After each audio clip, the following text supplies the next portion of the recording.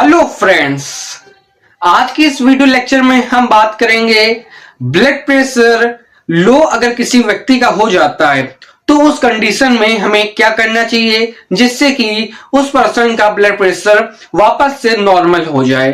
तो आज की इस वीडियो में हम जानेंगे लो ब्लड प्रेशर को कैसे ठीक करें। तो सबसे पहले हम लोग जानते हैं कि जो ब्लड प्रेशर की नॉर्मल वैल्यू क्या होती है, यानी कि बीपी की नॉर्मल वैल्यू क्या होती है। इसकी normal value 120 by Hg MM पर एचजी होती है।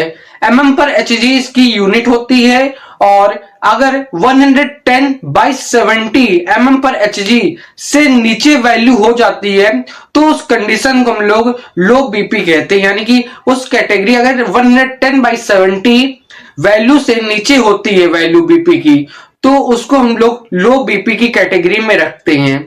ठीक है, तो अगर इस वैल्यू से नीचे आती है तो उस व्यक्ति का बीपी ब्लड प्रेशर लो है।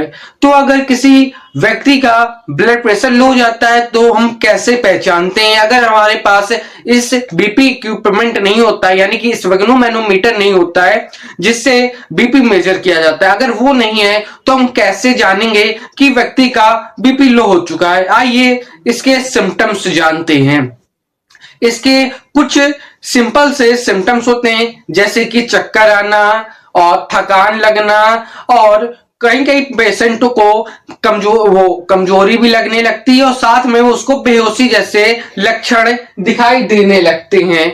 साथ ही में उसका पूरा शरीर ठंडा पड़ने लगता है और ठंड के साथ पसीना आने लगता है, यानी कि उसको ठंडी भी लगती है, साथ में कई कई केसेस में उसे पसीना भी आने लगता है। तो इसके कुछ सिम्टम्स होते हैं जिससे कि हम आसानी से पहचान सकते हैं कि मरीज का बीपी लो हो रहा है।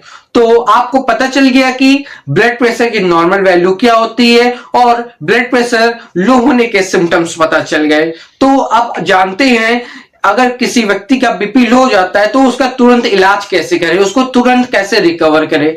देखिए, अगर ब्लड प्रेशर लो होता है तो सबसे बड़ा कारण होता है कि उसके शरीर में इलेक्ट्रोलाइट्स की कमी हो गई है और उसे डिहाइड्रेशन महसूस होने लगा है। तो सबसे पहले आप उसको ड्रिंकिंग वाटर दे, यानी कि सिंपल वाटर दे। अगर सिंपल वाटर देने के बाद भी तुरंत आराम नहीं मिल रहा है तो उसे नमक पानी का घोल या ओआरएस आप दे सकते हैं, जिससे कि उसके शरीर में इलेक्ट्रोलाइट्स बन जाएंगी और वो तुरंत रिकवर हो जाएगा। ठीक है, तो आप ये सब करिएगा।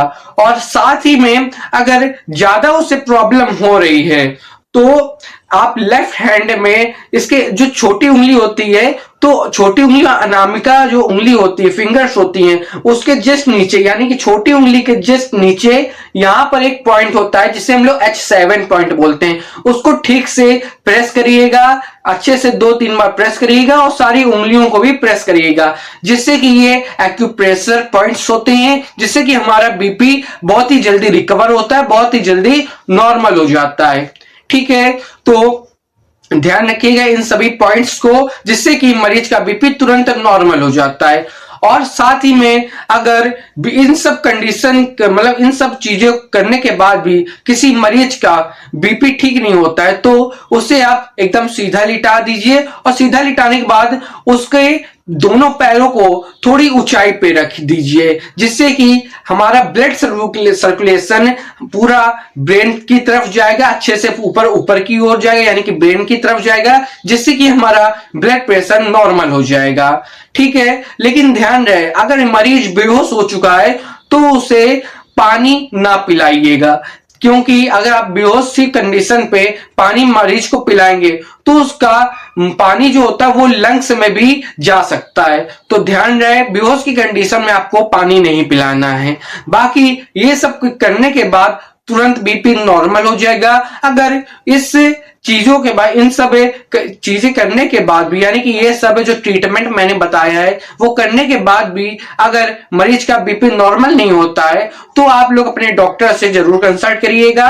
ये जानकारी केवल नॉलेज के लिए ही प्रोवाइड की गई है, ये कोई भी दवा देने के लिए मैं इस वीडियो में नहीं कहता हूं, ना आपको बोलता हूं कि आप लोग इस वीडियो को देखकर कोई भी दवा या ट्रीटमेंट करें। ये केवल नॉलेज के लिए वीडियो बनाई गई है, लेकिन लेकिन ये जो सिम्टम्स और ट्रीटमेंट बताया है वो आपको बीपी नॉर्मल करने के लिए बहुत ही सहायता प्रदान करेगी।